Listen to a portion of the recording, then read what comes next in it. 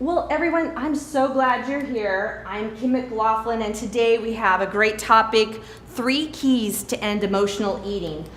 I work with people on overeating, binge eating, and emotional eating, and I help them move from a place of feeling really upset with themselves and their bodies and how they look into really feeling comfortable and confident. And so that's what we're going to talk about today. I wonder, I'm going to ask you a personal question. So I wonder, has anybody in this room ever been on a diet before? Oh, yeah. Oh, we're friends. We're friends. So what I wonder, and you don't have to, maybe you could do a little lower, at least think in your mind, who's been on a diet more than twice? Yeah. Right? It's a lot of us, right? Well, what happens is that actually, we go on a diet, we gain the weight back. We go on another diet, we gain the weight back.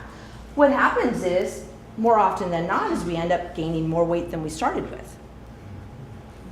Lose weight, gain it back, and then some. Lose weight, gain it back, and then some. So, makes you think, maybe this doesn't work really well. And so that's what we're going to talk about today with the 3 keys to end emotional eating. My story is, I started overeating when I was trying to think back, I was probably about 11 years old. And you can see it in my pictures from when I was a kid. And it was around the time my parents got a divorce. So emotional eating, right? And so I did the diet after diet after diet. I often did kind of the same diets over and over again, expecting a different result, right? Insanity, right? Well, what happened was I decided that I was done with that and that I didn't want to do the diet after diet after diet, but it's kind of fearful to think, what am I going to do instead? Right? If I don't diet, anybody with me? If I don't diet, I'm going to gain weight. What do I do? So what I found is that there are 6 components to ending emotional eating.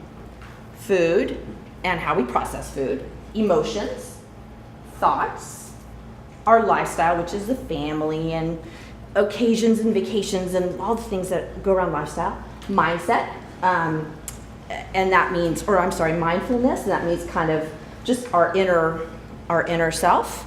And lastly is self-esteem, self-worth, and how that relates to body image and body, how we think about our body. So if you think about it, 6 components, one of them is food.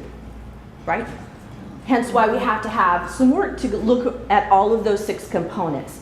So we're going to talk about today in the 3 keys to end emotional eating. We'll talk about 3 ways you could start now to look at food differently.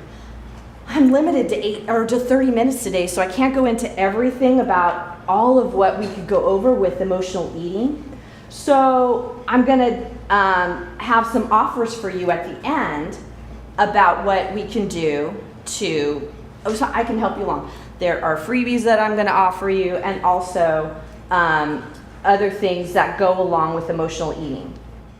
Sound good? It's something y'all are interested in? Great. Thanks.